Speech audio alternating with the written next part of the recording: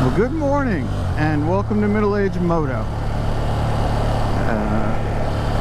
Today I wanted to just kind of touch on whether putting throttle spacers on your bike is worth it.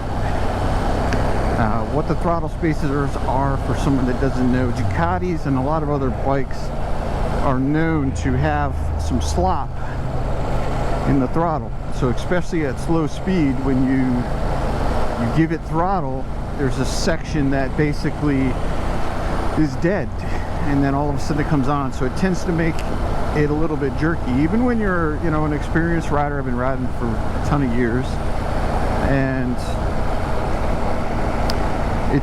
it makes it for a little less enjoyable trip. So I did some research and I looked online, and of course I watched a lot of YouTube videos, and there's a lot of people out there that really do swear by them. So I went and I researched it, and I'll put a link where to get them in the description, and I will put a picture up there on what they actually are and the brand and all that. But basically, it's kind of shocking when you get it, and it's shocking when you get on there, because it's really two small, tiny pieces of plastic. And it's a little screw tip, because the throttle has two normal screws, and then it's got two special screws that you need the special tip to get undone. The main throttle housing is kept closed by the normal screws. They're nice and long. It's a pretty easy process if you are looking for videos on how to do it. The company itself has a really informative video on exactly how to do it, and there's already a ton of videos. So rather than videotaping it when I install them, I just wanted to, you know, I'll refer back to that. So basically what you do is this is a two-piece housing. You're going to take the four screws out, and you basically pull the top one off, and the bottom one, because it's wired, it's going to kind of pull it down. And there's two little black plastic knobs. They basically look like they're pie shaped.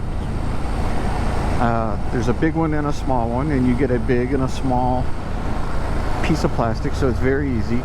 The plastic itself is bidirectional, so there's no real, you know, you don't have to put it on a certain way. It just slips over the top of it. Now, I found on mine it was a little bit difficult to get in there with the throttle in the way, the actual grip. So I loosened up my bar ends and just slid my throttle back. Now, the bar ends, if you haven't taken them off, they're super simple. Most of you, I'm sure, have. You just unscrew it and it slides right out. And it's not like a long undone thing. It's got a piece in there that just kind of holds once you screw it down. And you basically, I slid the throttle back a little bit, and then you just line the piece up, and then if you use a flathead screwdriver sideways on its side, just as a push, that way you don't damage the plastic, because it is very thin, you slide them over. When you're putting it back together, you've got to be careful, because there's a hole, for those that don't know, in your actual bars to prevent this whole housing from sliding side to side. So you just got to get that lined up, and just watch your wires. And then on a Ducati, there's a small metal clip that is for wire routing, that you got to make sure that's in there correctly. It's not a major job. I hope I'm not making it sound like it is. It was probably a 5-10 minute job max for me to do. But what I can tell you is, when you look online, you're going to be a little bit shocked, because I believe, if I'm not mistaken, they were like $39. 39 bucks for two pieces of plastic. And I personally, I've held off for a year and saying it's really not that bad, trying to tell myself you know, I'm fine the way it is. You know, I'm an experienced rider. I can monitor the throttle. I don't care how long you've been riding. This will make a difference for you, and it makes your ride a little bit more enjoyable. So now there's zero slop. When I crack my throttle, as soon as the throttle starts moving, it's power.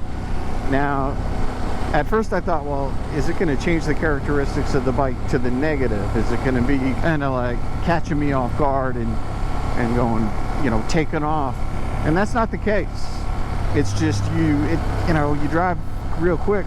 The biggest time that you're going to realize it is slow speed.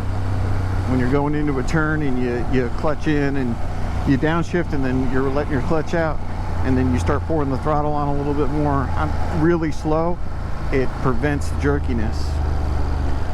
All right, so we've got a toll here that I've got to go through, and then we'll resume this on the other side of the toll. What an absolute sweetheart that lady is compared to the other one.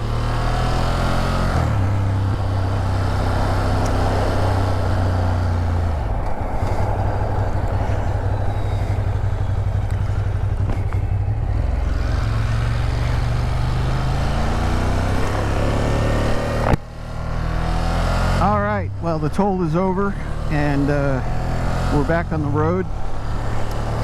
That's a toll booth is back there. There's a road that cuts through. This is the city of Wetumpka, Alabama, and I was in Montgomery, Alabama. And to get out here where you can ride and just enjoy yourself, it's you know, you got to pay a toll, or you go the long way around through a bunch of traffic.